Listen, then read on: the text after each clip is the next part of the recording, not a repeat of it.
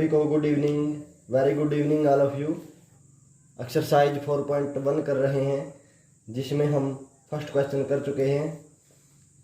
दूसरे क्वेश्चन में दिया गया है represent the following situations in the form of quadratic equations. निम्न स्थितियों को द्विघात समीकरणों के रूप में लिखिए। फर्स्ट पार्ट में दिया गया है the area of a rectangular plot is 528 वर्ग metre square metre. The length of the plot is one more than twice its breadth.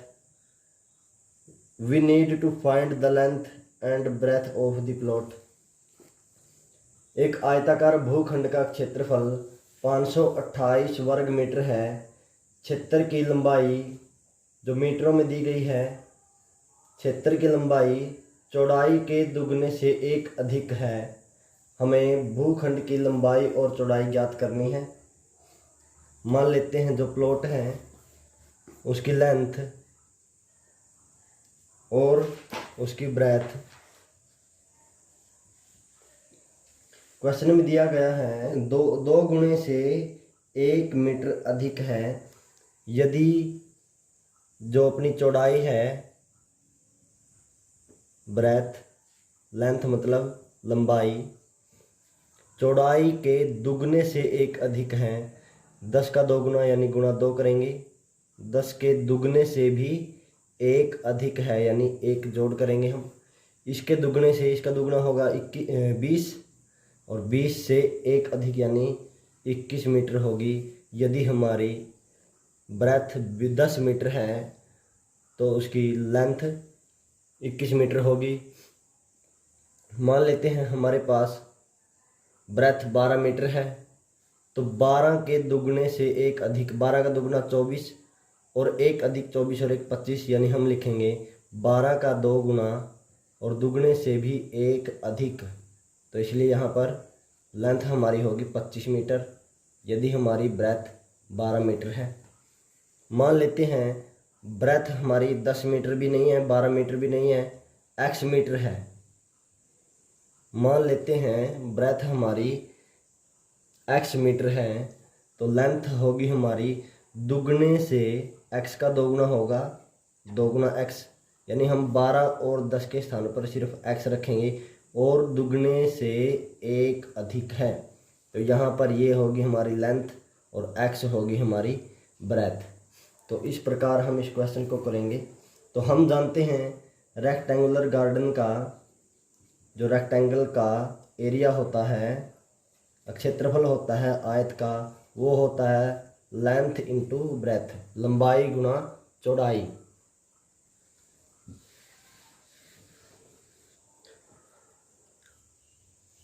Late the breadth of plot equal to x metre.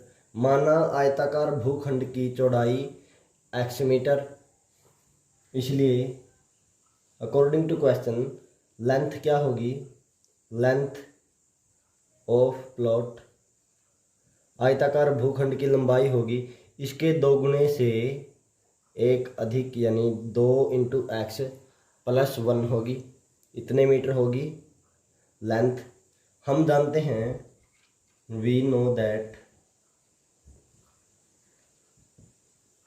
Area of rectangle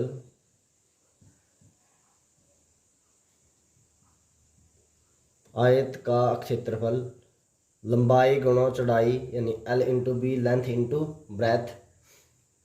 तो हमारे पास है length 2x plus 1 into breadth है हमारे पास x और आयत का क्षेत्रफल दिया गया है 528 वर्ग मीटर, 528 स्क्वायर मीटर। तो लंबाई गुणा चौड़ाई क्षेत्रफल के बराबर होता है। जो क्षेत्रफल दिया गया है 528 स्क्वायर मीटर। अब हम इन दोनों की मल्टीप्लाई करवाते हैं। 2 इंटू एक्स, एक्स के साथ मल्टीप्लाई करवाएंगे 2x square plus x into 1, x होगा equal to 528 2x square plus x जो माइनस का हो जाएगा 528 इक्वल टू 0। तो यहाँ पर ये समीकरण ax² plus bx plus c के रूप में है, जहाँ पर a की वैल्यू 2, b की वैल्यू 1 होगी और c की वैल्यू -528 होगी। तो इसलिए यह द्विघात समीकरण के रूप में लिखी जा सकती है। तो यहाँ पर हमने x की वैल्यू फाइंड करनी है। 528 की और 2 की मल्टीप्लाई करवाते हैं, ये हो जाएगा 2 8 16 हासिल 1, 2 दूनी 4 और 1 5, 2 5 10, यानी 1056। अब हमने इसके अभाज्य गुणनखंड यानी प्राइम फैक्टर ज्ञात करने हैं। 2 से डिवाइड करेंगे 528, फिर 2 से डिवाइड करते हैं, 2 दूनी 4 और 264, 2 से 132, फिर हम 2 से डिवाइड करेंगे 66, फिर हम 2 से डिवाइड करेंगे 33, फिर 3 से डिवाइड करेंगे 11। 1056 के जो फैक्टर बनाएंगे यानी टुकड़े बनाएंगे, जहाँ पर मल्टीप्लाई होनी चाहिए 1056 और एडिशन होना चाहिए, जोड़ होना चाहिए 1, 2 दूनी 4, दूनी 8, दूनी 16, दूनी 32, 11 3 33, यानी 32 और 33 दो टुकड़े होंगे जिनकी मल्टीप्लाई होगी 1056 और इनका जोड़ होगा, यानी इसको लेंगे हम माइनस, इसको लेंगे हम plus 2x² plus 33x minus 32x minus 528 equal to 0। तो यहाँ से हम x कॉमन ले सकते हैं, x into 2x plus 33 minus, दोनों में माइनस कॉमन है, यहाँ से 2, यहाँ से 16 कॉमन लेंगे तो यहाँ पर 2x माइनस प्लस 33। जब हम 528 को 16 से डिवाइड करेंगे तो 33 बचेगा। तो यहाँ से 2x plus 33 and x into and x minus 16 equal to 0। तो यहाँ से x की वैल्यू होगी वो होगी -33/2 और यहाँ से x की वैल्यू आएगी 16। तो कोई भी लेंथ या ब्रेथ नेगेटिव नहीं हो सकती, ऋणात्मक नहीं हो सकती, इसलिए हमारी जो लेंथ होगी x इक्वल टू 16, यानी x की वैल्यू होगी 16, यानी ब्रेथ होगी यानी चौड़ाई होगी हमारे पास 16। तो चौड़ाई के दुगने से 1 अधिक 16 दूनी 32 और 1 33 होगी इसकी लंबाई। इस प्रकार जो चौड़ाई होगी आयताकार भूखंड की चौड़ाई 16 मीटर और लंबाई होगी 33 मीटर, जिन दोनों का जब हम मल्टीप्लाई करेंगे तो 528 प्राप्त होगा। 16 तिया 48 हासिल 4, 16 तिया 48 और 4 52। तो क्षेत्रफल जो होगा 528 होगा, जो कंडीशन अपनी सेटिस्फाई होती है। तो इसी प्रकार सेकंड पार्ट में दिया गया है, the product of 2 conjugative positive integers is 306, we need to find the integers. दो क्रमागत धनात्मक पूर्णांकों का गुणनफल 306 है, तो हमें उन पूर्णांकों को ज्ञात करना है। मान लेते हैं पहला पूर्णांक x है। यदि हमारे पास पहला पूर्णांक यदि 11 और दूसरा पूर्णांक होगा कंजुगेटिव, कंजुगेटिव का मतलब है यानी लगातार या क्रमागत। यदि एक 11 है तो दूसरा 12 होगा, यदि एक 20 है तो दूसरा 21 होगा, यदि एक 22 है तो उससे अगला 23 होगा, यानी एक ज़्यादा तो क्रमागत होगा। तो इस प्रकार हम मान लेते हैं first integer, let the first positive integer, माना पहला धनात्मक पूर्णांक x है, इसलिए second positive integer x plus 1 होगा, जो कंजुगेटिव होगा इससे नेक्स्ट होगा, यानी क्रमागत इसके क्रम में होगा। अकॉर्डिंग टू क्वेश्चन जो कंडीशन दी गई है, इन दोनों की मल्टीप्लाई प्रोडक्ट, इन दोनों की प्रोडक्ट 306 होगी। तो यहाँ से द्विघात समीकरण बन जाती है x square plus x equal to 306, x square plus x minus 306 equal to 0। जो 306 इधर प्लस है इस तरफ लेकर आते हैं तो माइनस हो जाएगा। तो इसी प्रकार हम यहाँ पर ए की वैल्यू 1 है और सी की वैल्यू माइनस 306 है, तो 1 की मल्टीप्लाई करवाते हैं 306 के साथ, तो यहाँ पर फैक्टर बनेंगे, 2 से डिवाइड करेंगे 153, फिर हम 5 और 3 8 1 9, 3 से डिवाइड होगा, 3 पंजे 15, फिर 3 से डिवाइड करते हैं, 3 तिया 9, 9 दूनी और 18 हो जाएगा। 18 इंटू 17, इन दोनों की मल्टीप्लाई होगी 306, और इन दोनों का जो जोड़ लेकर आना है हमने +1, इसलिए इसको प्लस लेंगे, इसको माइनस लेंगे। 18 में से 17 माइनस करेंगे तो 1 बचेगा। तो x square plus 18x minus 17x minus 306 equal to 0। तो यहाँ से x कॉमन, x प्लस 18, यहाँ से माइनस 17 कॉमन लेंगे, यहाँ बचेगा x, माइनस और माइनस की मल्टीप्लाई करेंगे तो यहाँ पर प्लस होगा, इसलिए हम यहाँ प्लस लेंगे, 17 से डिवाइड करेंगे तो यहाँ 18 बचेगा। तो यहाँ से कॉमन आएगा x प्लस 18, यहाँ बचेगा x माइनस 17 इक्वल टू 0। तो x की वैल्यू होगी x प्लस 18 इक्वल टू 0 या फिर x माइनस 17 इक्वल टू 0। तो यहाँ से x की वैल्यू होगी -18 और यहाँ से x की वैल्यू होगी 17। क्वेश्चन में दिया गया है पॉजिटिव इंटीजर 18, यहाँ पर नेगेटिव है इसलिए हम इसको रिजेक्ट कर देंगे। तो x की वैल्यू होगी हमारे पास 17। तो जो पॉजिटिव इंटीजर है, फर्स्ट पॉजिटिव इंटीजर 17 होगा, सेकंड पॉजिटिव इंटीजर होगा 18, जिन दोनों की मल्टीप्लाई प्रोडक्ट होगी 306।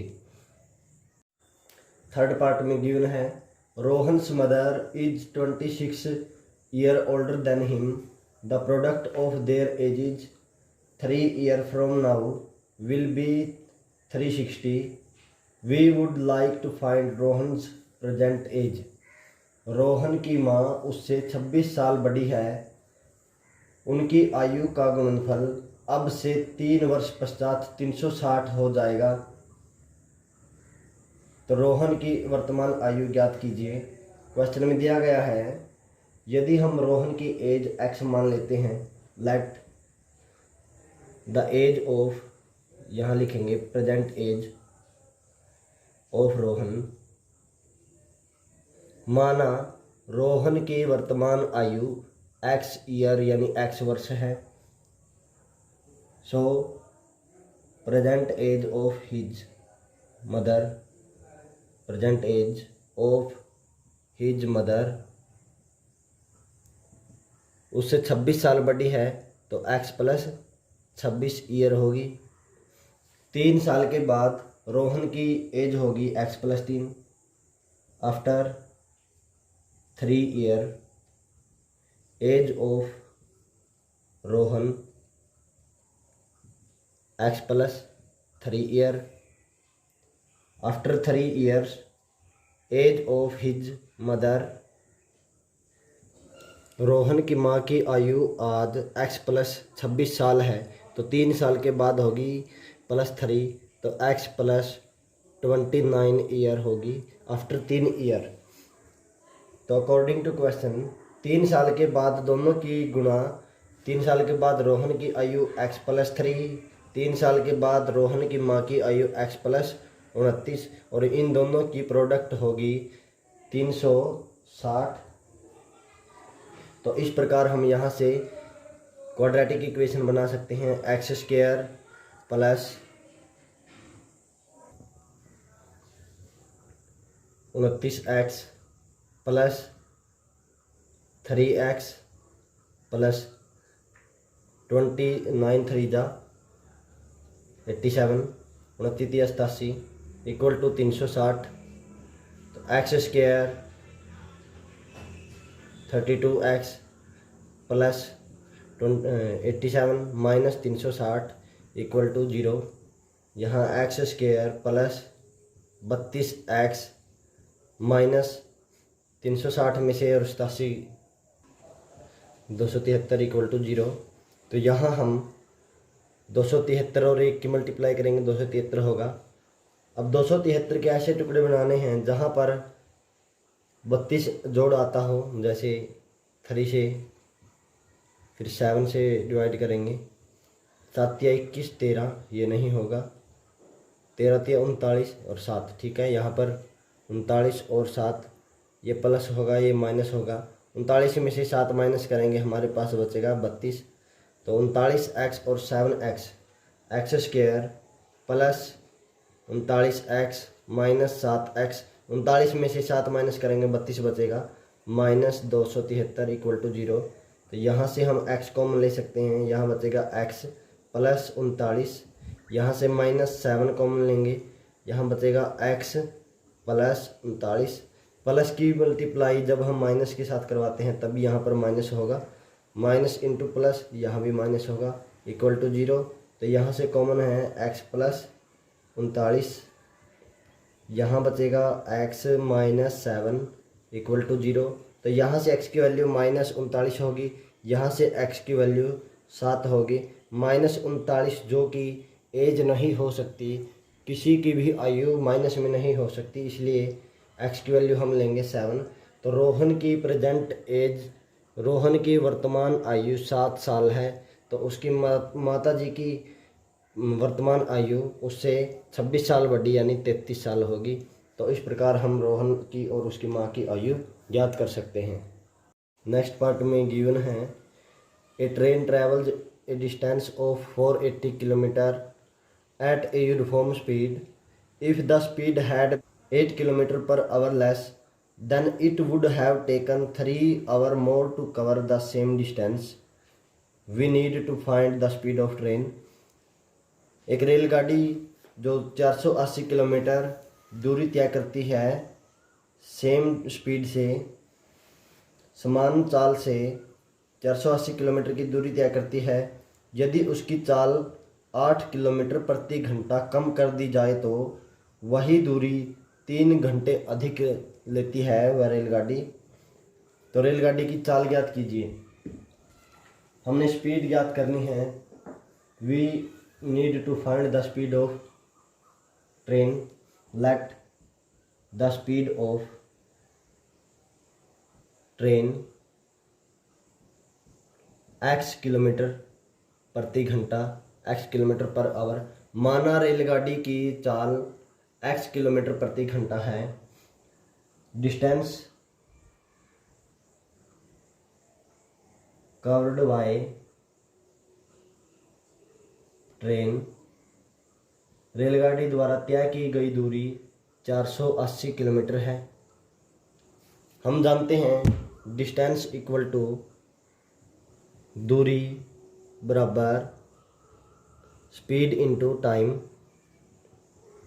तो यहाँ पर टाइम दिया गया है कि 3 घंटे अधिक लगते हैं, इसलिए हम टाइम का फार्मूला यहाँ से निकाल सकते हैं, चाल गुणा समय होगा ये। तो समय का फार्मूला होगा यानी टाइम होगा डिस्टेंस अपॉन स्पीड। समय का जो सूत्र होगा दूरी बटे चाल। तो यहाँ से हम समय निकाल सकते हैं।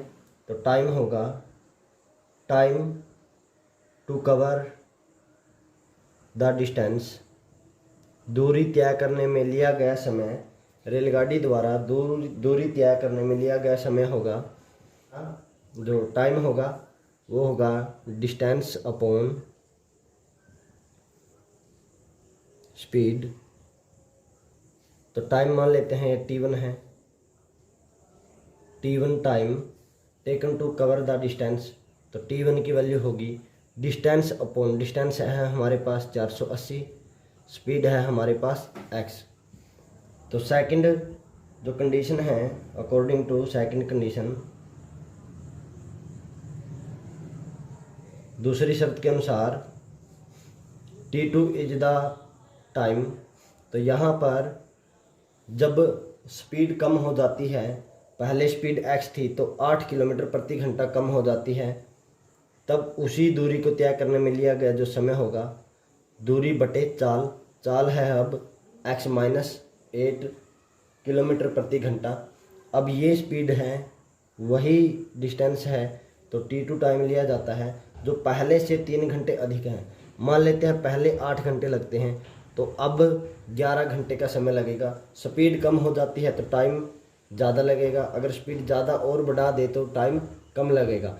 अब स्पीड कम कर दी जाती है जिस कारण 3 घंटे अधिक लगते हैं। यदि पहले 8 घंटे लगते हैं तो अब 11 घंटे का समय लगेगा।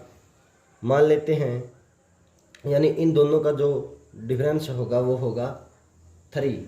11 में से 8 माइनस करेंगे तो हमारे पास 3 प्राप्त होगा। जो टाइम अब लगता है, अब वाला समय जो अधिक है, यानी 480 बटा x माइनस 8 इतना समय लगता है, और पहले लगता था 480 बटा x समय। ये भी समय और ये भी समय।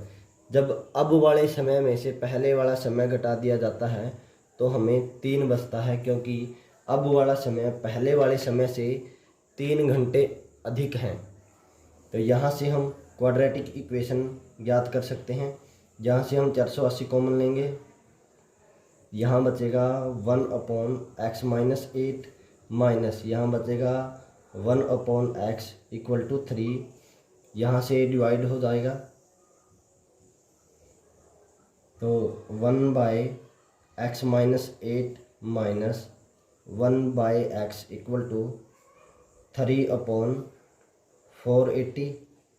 तो यहाँ से कैंसिल हो जाएगा, 3 1 जा 3 और ये 16 की 48 होगा 160। तो अब हम यहाँ से इन दोनों का एलसीएम लेते हैं, तो x माइनस 8 इंटू एक्स, तो x माइनस इसकी मल्टीप्लाई करवाते हैं तो माइनस x प्लस 8 हो जाएगा इक्वल टू 1/160। x से x कैंसिल होगा, इन दोनों की मल्टीप्लाई करवाते हैं, 16 8 128 इक्वल टू इन दोनों की मल्टीप्लाई करवाते हैं इसके साथ, तो ये होगा x into x minus 8 1280 equal to x square minus 8x। तो इसको हम उस तरफ लेकर जाते हैं तो ये माइनस का हो जाएगा, इस तरफ बचेगा 0, यानी x square minus 8x minus 1280, इधर बचेगा 0, यानी हम इस 0 को यहाँ लिख सकते हैं। तो इस प्रकार ये क्वाड्रेटिक इक्वेशन बनती है जिससे हम x की वैल्यू फाइंड करेंगे।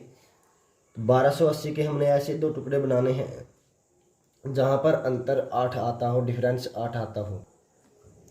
1280 के हम प्राइम फैक्टर निकालेंगे, 2 से डिवाइड करेंगे 640, फिर 2 से डिवाइड करेंगे 320, फिर 2 से डिवाइड करेंगे 160, फिर 2 से डिवाइड करते हैं 40, यहाँ पर 20,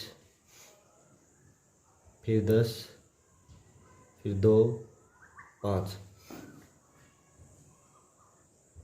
तो यहाँ से हम 2 दूनी 4 दूनी 8 दूनी 16 दूनी 32, 5 दूनी 10 दूनी 20 दूनी 40। तो 32 और 40 2 ऐसे टुकड़े बनेंगे जिन दोनों का जो अंतर है, डिफरेंस है, वो 8 होगा।